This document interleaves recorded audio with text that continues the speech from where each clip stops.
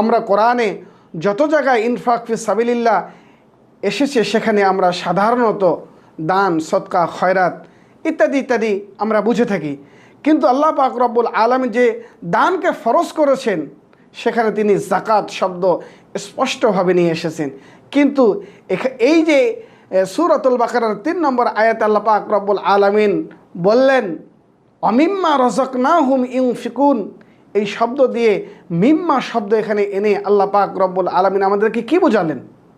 যখন আপনাকে আমাকে ইনফাক ফি সাবিলিল্লাহর হুকুম আল্লাহ পাক রব্বুল আলামিন আদেশ করলেন, তখন আপনার আমার উচিত হলো যে আমাদের যা অর্থ সম্পদ রয়েছে সব কিছু আল্লাহর রাস্তায় খরচ করা, আল্লাহর রাস্তায় দিয়ে দেওয়া। কিন্তু যদি আমরা সব কিছু আল্লাহর রাস্তায় খরচ করে ফেলি তাহলে আমরা নিঃস্ব হয়ে যাব, সহায় সম্বলহীন হয়ে পড়ব।